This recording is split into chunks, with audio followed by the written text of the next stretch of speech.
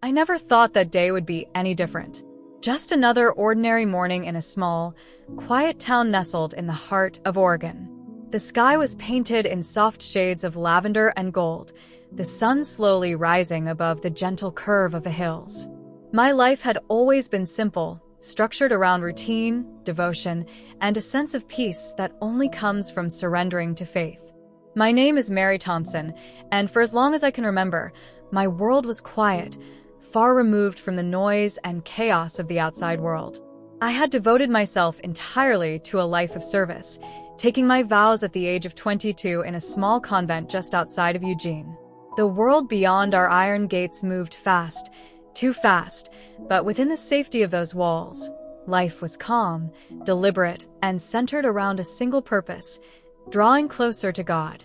The days were marked by early prayers, tending to the sick in the nearby hospice, and moments of solitude with nothing but the sound of the wind rustling through the pine trees outside my window. I found comfort in simplicity. Money, ambition, and power meant nothing to me. I had chosen a life where faith was my only concern. But that morning, that single, seemingly insignificant morning, everything changed. The rain had begun before dawn, tapping gently against the glass of my small bedroom window. I remember lying there, listening to its soft rhythm, feeling the cold air wrap around me like a thin blanket. I reached for my worn Bible on the nightstand, but as my fingers brushed against the cover, I felt it, a strange numbness crawling through my hand. At first, I dismissed it. The long nights of prayer, the fasting, the hours spent in quiet contemplation, perhaps I had simply pushed my body too far. It wouldn't be the first time. But then the weakness spread. My legs trembled as I stood. My breath shortened, as though invisible hands were tightening around my chest. I told myself I needed water, just a glass of water to steady myself. I reached out, my hand shaking uncontrollably, but the glass slipped from my grasp, shattering against the cold stone floor. My vision blurred, the edges of the room curling into shadows, and I collapsed before I could even cry out for help. The coldness of the floor was the last thing I remember. Darkness swallowed me whole. I don't know how much time passed, seconds, minutes, hours, but what I remember next was not the cold or the fear. It was silence. A silence so complete it seemed to devour everything around me. There was no pain, no breath, no weight. Only stillness.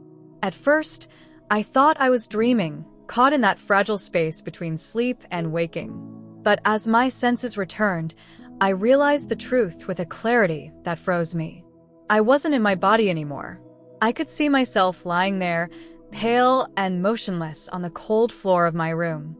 My lips were slightly parted, as if I had tried to speak one last time before the world faded. I watched helplessly as the door burst open, and Sister Helen, my closest friend in the convent, rushed in, her voice sharp with panic. "Oh, dear Lord, please, Mary, stay with me." I wanted to answer her, to tell her that I was still there, but my voice was gone.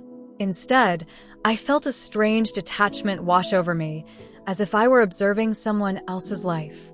I tried to move, but there was nothing left to move with. No hands, no legs, just an overwhelming awareness of my existence without form. And then I felt it, an invisible force pulling at me, gentle yet unstoppable. Not hands, but a current drawing me upward. I rose effortlessly, weightless, drifting higher and higher. The walls of the convent, the floor beneath me, even Sister Helen's desperate cries, all faded away, swallowed by the growing void. I passed through the ceiling as if it didn't exist, rising above the small chapel, above the ancient oak trees that had sheltered the convent for generations. The world I had known grew distant, shrinking beneath me, and then it disappeared altogether. There was only darkness, not the comforting darkness of night or the soft embrace of sleep. This was deeper, heavier, an emptiness that stretched endlessly in every direction. I floated in the void, suspended without time or place, a soul without a body.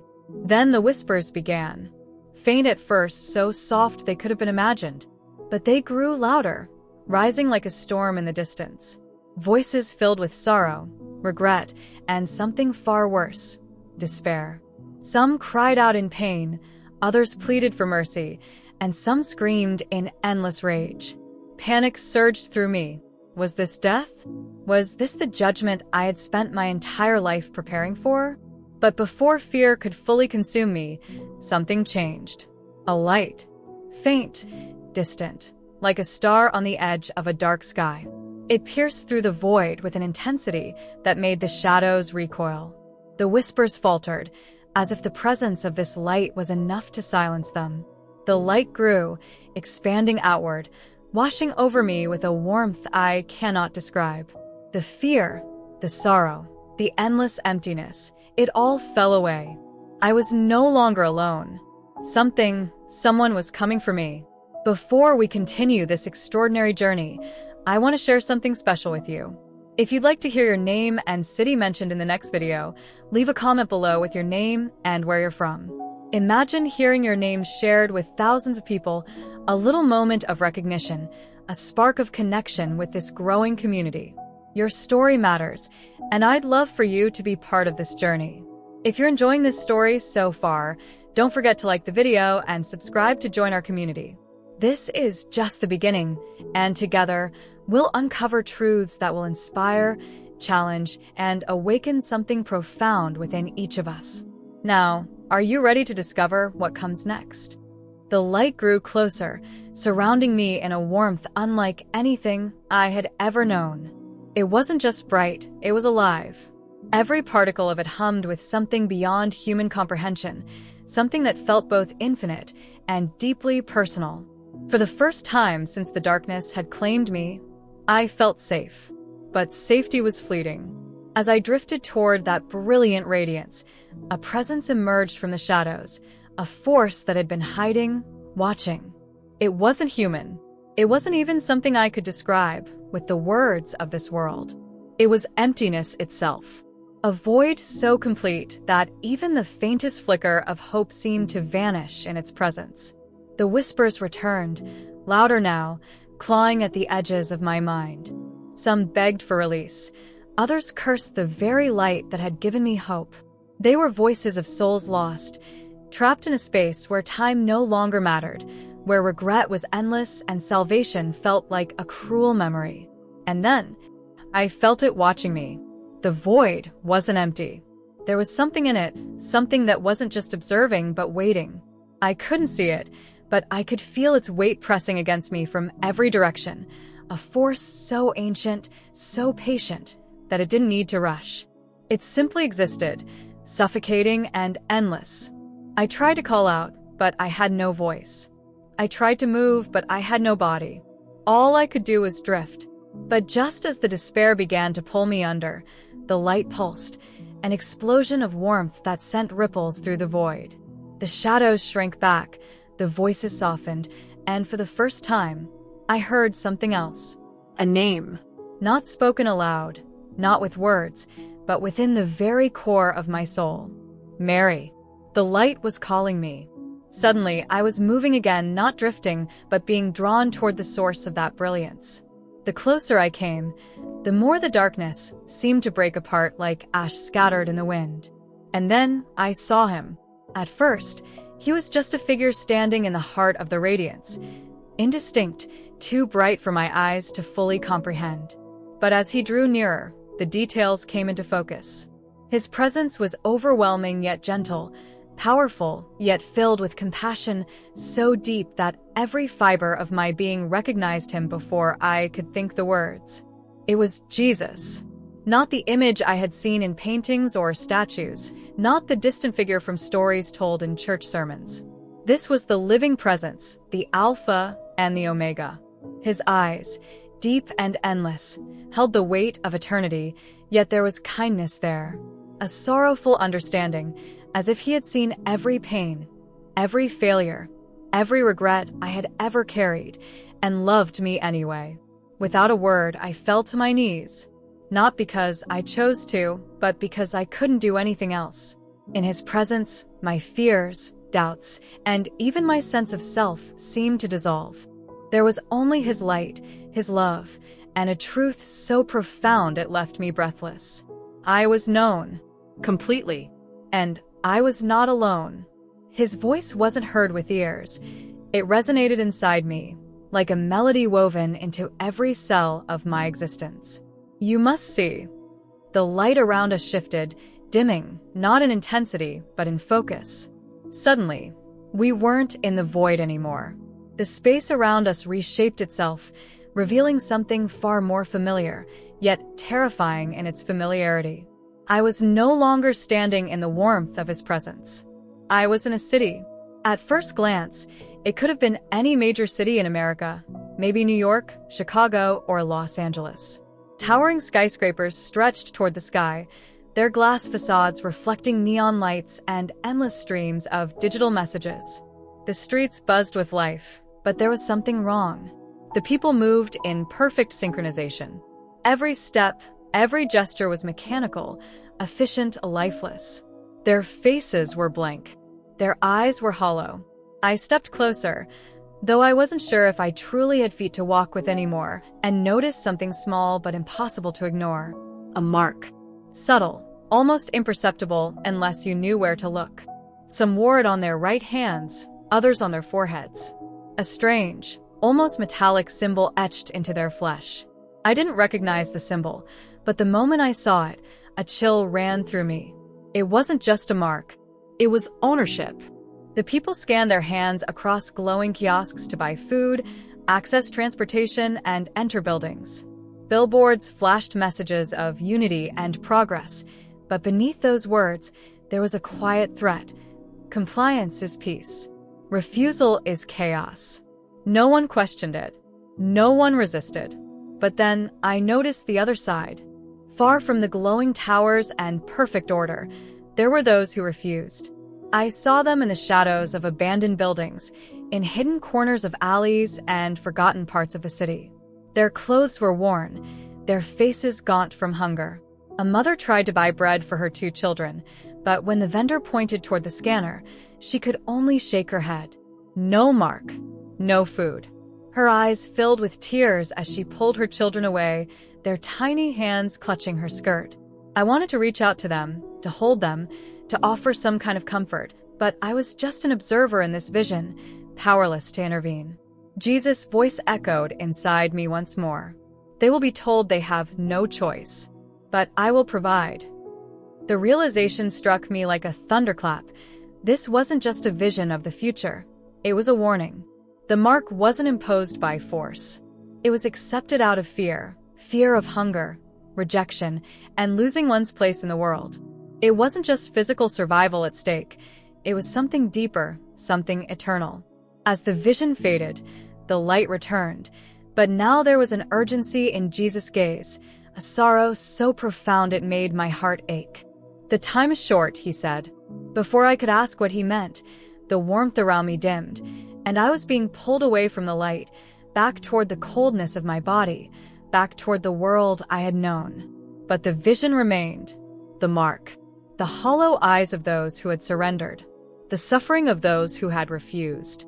And the choice that would soon come for all of us. The light faded. Not all at once, but gradually, like a sunset slipping behind the horizon. I felt myself descending, though there was no wind, no sense of movement. Just the slow unraveling of the warmth that had surrounded me in his presence. When the light was gone, I found myself standing somewhere entirely different. It was a place that felt familiar. At first, I thought I had returned to Earth, to the small town I once called home. But the air was too still, too heavy with a silence that didn't belong to the world I had known. The sky above was a dull, oppressive gray, and the ground beneath my feet was cracked and dry, as if it hadn't felt rain in years. I was no longer in the city of the marked. I was in the place where the unmarked had fled. The first thing I noticed was the emptiness. Buildings stood hollow and abandoned, their windows shattered, their doors hanging loosely from broken hinges. The streets were deserted except for the faint traces of life that lingered in the shadows, whispers of what had once been thriving communities. Then I saw them. Scattered among the ruins, groups of people huddled together for warmth and safety. Their clothes were torn, their bodies thin from hunger, But their eyes were different. Unlike the hollow gaze of the marked, these eyes were alive. There was pain there, yes, suffering etched into every line of their faces, but there was also hope. A flicker of something the world had tried to extinguish, but couldn't. I approached a small family, though I knew they couldn't see me. A mother sat on the ground, her arms wrapped tightly around two young children. Their cheeks were hollow, their skin pale, but they clung to her with a quiet trust that spoke of an unbreakable bond. They were survivors. But survival had come at a terrible cost. As I moved through the remnants of what had once been a town, I witnessed moments of unimaginable sorrow and incredible resilience. A man knelt beside a makeshift grave, his shoulders shaking with silent sobs. The wooden cross marking the site bore no name, just a single word carved with trembling hands: faith. A young woman, no older than 18, sat in the ruins of an old church, clutching a tattered Bible to her chest as if it were her last connection to a world that had forgotten her. An elderly couple shared a small piece of bread, dividing it between themselves with a kind of tenderness only decades of love could forge. And yet, in the midst of all this suffering, there was light. It wasn't the radiant glow of divine presence like before, but something quieter, subtler, a strength that burned in the hearts of those who had refused to surrender. I realized that these people had made a choice not out of rebellion or defiance, but out of something far deeper: faith. They had chosen to stand firm, even when it meant losing everything: comfort, safety, even their place in the world. And then I heard his voice again. They will tell you that survival is all that matters. But I tell you this: a soul lost for survival's sake is a far greater death than hunger could ever bring. The weight of those words pressed into me, heavy with truth. This wasn't just about food, shelter, or even life itself. It was about eternity. The vision shifted. I found myself standing at the edge of a forest, far from the crumbling ruins of the towns. Here, in the depths of the wilderness, small communities had formed, hidden enclaves of those who had refused the mark. They lived without electricity, without the conveniences of modern life. Their homes were built from salvaged wood and stone, their fires fueled by fallen branches. There were no glowing screens, no towering skyscrapers, only the vast, silent presence of nature.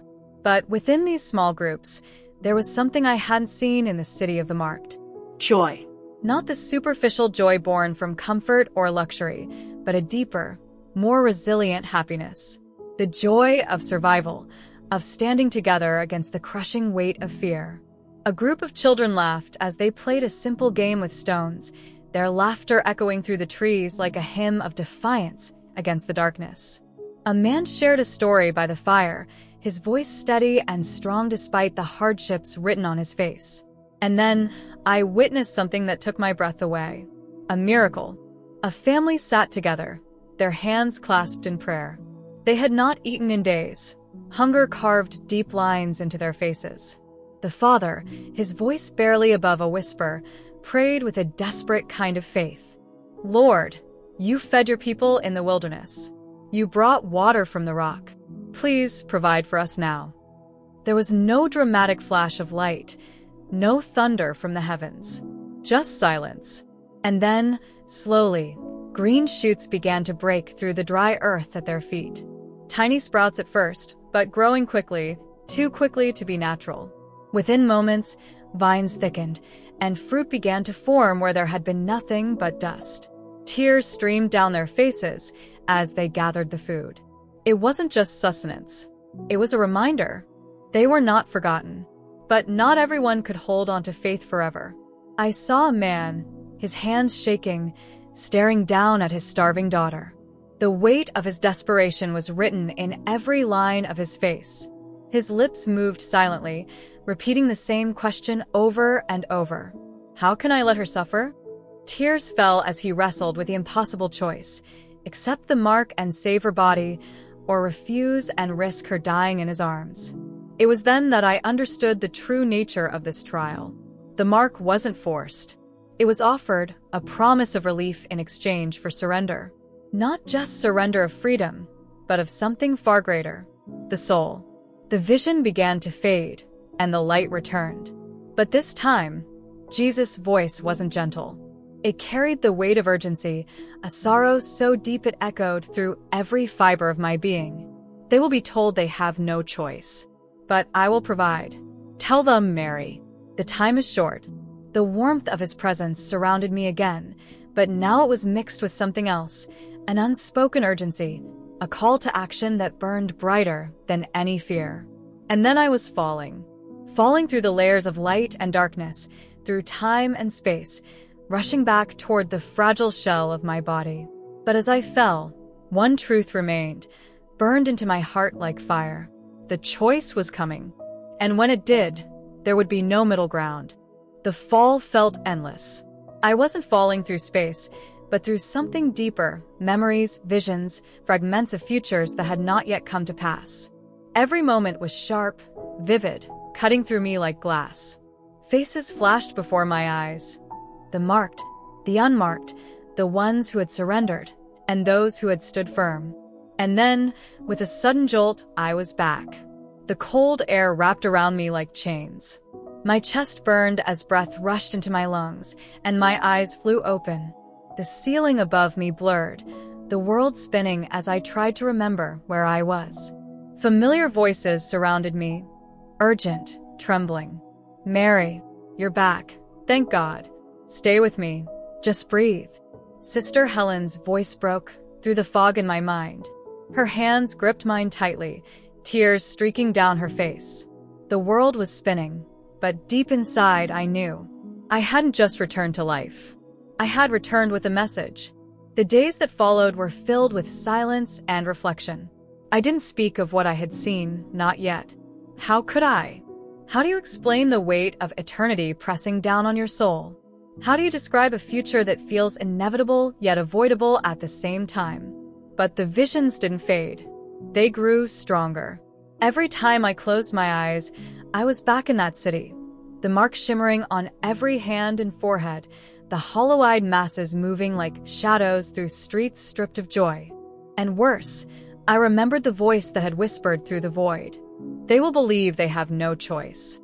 The words haunted me. One evening, as the sun dipped behind the hills, I found myself alone in the chapel, the candlelight flickering against the worn wooden walls. The air smelled of incense and old stone, but even the sanctuary of that sacred place couldn't quiet my racing thoughts. I fell to my knees, my hands clasped in desperate prayer. Why me? Why show me this? The answer wasn't spoken aloud, but it came all the same. A presence so familiar, so gentle, that it brought tears to my eyes. Because they need to know. The days passed, and the message became clearer. The mark wasn't just a symbol of compliance. It was a surrender, a willing exchange of the soul for the illusion of security. The people I had seen hadn't been forced. They had been persuaded. The fear of hunger, rejection, and death had driven them to accept what they thought was necessary for survival. But survival came at a cost. And then the visions shifted again. This time, I was no longer in the ruins of forgotten towns or the wilderness of the unmarked. I stood in the heart of the city, surrounded by towering structures of glass and steel. The streets were pristine, the air eerily silent, and everywhere I looked, the same symbol appeared. On screens, on billboards, on the clothing of those who passed by. The mark wasn't hidden anymore. It was celebrated. I watched as a mother passed by a crying child huddled in the shadows of an alley. His hands reached out, trembling, his voice hoarse from thirst. "Mama," he whispered. But she didn't stop. She didn't even see him. The mark had taken more than her ability to care. It had taken her soul. The scene shifted again. Now, I stood outside the city limits, where those who had refused the mark gathered in secret. They lived without electricity, without warmth, without the comforts they had once known. Hunger gnawed at their bodies, and fear lingered in their eyes. But they were alive, truly alive. Their hearts were still their own. I saw them pray together, sing songs of hope beneath the stars, and share the little food they had without hesitation. They had lost everything, homes, jobs, families, but they had kept their souls intact. And in that sacrifice, they had found something far greater than survival: freedom. Suddenly, the vision shifted one final time. I was standing before him again. His eyes, deep and endless, were filled with sorrow but also something else: urgency. "You must tell them, Mary." His voice echoed through me, every word resonating in the deepest parts of my spirit. "The time is short. The choice will come to everyone, and there will be no middle ground." Tears streamed down my face as I tried to speak. How can they survive without the mark? His gaze softened. "The world will say they have no choice, but I will provide." The vision shattered, and I was back in the chapel, gasping for breath. I knew what I had to do. If this story has touched your heart so far, I'd love for you to be a part of this growing community. Leave a comment with your name and city. I want to give you a special shout out in the next video. Imagine hearing your name shared with thousands of people across the world, a little spark of recognition and connection in this journey we're sharing together. And if you're finding meaning in this message, don't forget to like the video. Every like and comment helps this community grow and spread a message of hope and resilience to those who need it most. Now, are you ready to see what comes next? The days that followed were not ordinary. Every breath I took felt borrowed. Every heartbeat echoed with the urgency of the message I had been given. The world around me remained the same. Quiet streets, soft winds rustling through the trees outside the convent, the distant tolling of church bells. But inside me, everything had changed. The visions didn't fade. They lingered like shadows at the edge of my mind, vivid and unrelenting. Each night, as I closed my eyes, I found myself back in that future, a future where the mark had spread across the world like wildfire, where choices weren't just decisions, but defining moments of eternal consequence. And yet, in the stillness of the chapel, I finally understood why I had been sent back. This wasn't just about what I had seen. It was about what I had to do next. The realization came slowly, like the dawn breaking over a dark horizon. The visions weren't just warnings, they were a calling. I had been given this glimpse of what could come, not as a curse, but as a mission. A mission to speak, a mission to warn, but also a mission to guide. I remember the first time I tried to speak of what had happened. Sister Helen sat across from me in the small, candlelit chapel, her hands folded tightly, her face drawn with concern. I had barely spoken since my collapse, and the silence between us was thick with unspoken fear. "I saw him," I whispered, the words trembling on my lips. Her eyes widened, but she said nothing, just nodded, urging me to continue. "I saw what's coming, Helen. A choice, one that will test the very soul of humanity." I could see the doubt flicker across her face, the rational part of her mind struggling to grasp what I was saying. And yet, there was something in her gaze, faith, fragile but unbroken. "Tell me everything," she said softly. So I did. I told her about the mark, about the cities filled with hollow-eyed people, the mechanical movements of those who had surrendered, and the quiet suffering of the ones who refused. I spoke of the wilderness, the families clinging to hope with empty stomachs and hearts full of faith. I told her of the final moments, the soldiers, the light that split the sky, and the promise that had echoed through me. They will be told they have no choice, but I will provide. By the time I finished, tears streamed down her face. This is more than a vision," she whispered. "This is a warning from heaven itself." I nodded, but deep down, I knew it was more than that. It was a command. The next morning, the signs began to appear. It wasn't the mark yet, not as I had seen it in the visions, but something in the world had shifted, subtly, like the first cracks in a dam about to break. News reports spoke of new technologies, scanners embedded in public spaces, digital IDs promised to make life more convenient, faster, safer. Politicians spoke of unity and progress, of eliminating chaos from society. But beneath the polished words and bright screens, I could feel the undercurrent of something darker. Fear. The same fear I had seen in the visions. The same fear that would soon drive people to surrender not just their freedom, but their very souls. And then, the voices began to rise. Not from the marked, not yet, but from those who still remembered what it meant to resist. I heard whispers of underground churches gathering in secret, prayers being said not for prosperity, but for strength to endure what was coming. There were stories of people refusing the new systems, living off the grid, disconnected from the growing network of surveillance and control. I realized that the choice was already being offered, not all at once, but piece by piece, so slowly that most wouldn't even realize it was happening until it was too late. And I knew what I had to do. One evening, as the sun set behind the hills, painting the sky in deep purples and golds, I stood before the small group of sisters who had gathered in the chapel. Their faces were weary, their eyes filled with concern, but also with hope. I was given this vision. I began, my voice steady but soft. Not for myself, but for all of us. We are being called to stand firm, not just in faith, but in action. They listened in silence as I spoke of the future that lay ahead, of the mark, of the suffering, but also of the provision that had been promised. And when I finished, no one spoke for a long moment. Then, Sister Helen rose from her seat and placed a hand on my shoulder. "We will stand with you," she said. That night, as I knelt in prayer beneath the flickering candlelight, I felt a presence once more. Not the overwhelming radiance of Jesus' gaze, but something quieter, a confirmation. The mission had begun, and the choice would soon come for everyone. The days grew shorter. Each sunrise brought with it a strange, heavy silence, as if the world itself was holding its breath. I could feel the shift in the air, not just around me, but within the hearts of those who had begun to listen. The choice was no longer a distant threat. It was arriving, quietly and swiftly, hidden beneath promises of security, comfort, and progress. The systems I had seen in my visions were beginning to take root.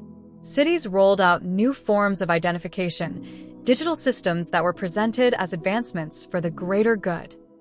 And those who resisted, they were starting to disappear. One evening, a stranger arrived at the convent. His clothes were worn, his face gaunt with hunger and exhaustion. But his eyes, those eyes burned with something more powerful than fear, defiance. "They're coming for the rest of us," he said, his voice low and urgent. "Those who won't comply. We're running out of places to hide." We gave him food, shelter, and warmth, but I knew deep down that what he truly needed wasn't just safety, it was hope. The visions returned that night, more vivid than ever before. I stood once more in the wilderness, surrounded by the scattered remnants of those who had refused the mark. Their numbers were few now, hiding in forests, caves, and the shadows of abandoned buildings. Their bodies were weakened by hunger, but their spirits remained unbroken. In one clearing, a small group gathered around a fire, their hands clasped in silent prayer. A mother held her child close, her voice a soft whisper as she prayed for strength and provision. The man beside her, once a respected teacher, now led the group in quiet hymns, songs of faith that defied the growing darkness.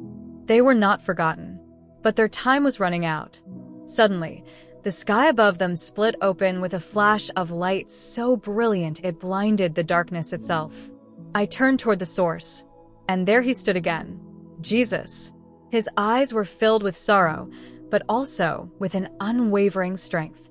His voice resonated deep within my soul, like a river rushing through a canyon. "The final choice will soon come." I tried to speak, but the words caught in my throat. "Tell them, Mary. Tell them that survival isn't the prize. The soul is. And those who stand firm, though the world abandons them, will never be alone." I awoke with a start. The stranger was still sleeping by the fire, his breathing steady but shallow. I watched him for a long time, the weight of the vision pressing heavily on my chest. There would be no middle ground. The systems were already in place, small, invisible chains being quietly wrapped around every willing wrist. And those who refused, they would be called dangerous, outlaws, enemies of peace and progress. But I knew what had to be done. The following day, I gathered those who had stayed in the convent. The time for silence had passed. We must become a refuge, I told them, for those who have nowhere else to turn, for those who will not surrender their souls. At first, fear flashed across their faces, but then one by one they nodded. Sister Helen spoke first. "We're ready to stand with you, Mary, no matter the cost." The weeks that followed were filled with preparation. We cleared out old storage rooms, stocked what little food we had, and spread word quietly, through trusted voices, that there was still a place of safety for those who refused to bow. But every day brought new stories of arrests, disappearances, and families torn apart by fear. Still, the message remained clear. Stand firm. The time is short. You are not alone. And as the world outside continued to change, I knew deep in my soul that the final test was drawing closer. The last refuge would soon be the only place left for those who still believed. And we would be ready. If this story resonates with you, I invite you to join this growing community. Here, we're not just sharing stories, we're sharing hope, faith, and strength for the days ahead. We don't earn money from this. We do it because we believe these messages matter, because they need to be heard. And if you believe that too, your support would mean the world to us. A simple like on this video and subscribing to the channel would help more people find this message. Together, we can build a community of those who refuse to surrender their faith, no matter how dark the world becomes. Stay strong, stay hopeful, and remember, you are not alone. The days of silence were over. The world had changed beyond recognition. Cities once alive with the chatter of daily life now moved with cold precision. Every street, every screen, every system was woven into the fabric of compliance. The mark, subtle, almost invisible, was no longer a choice for most. It had become a requirement.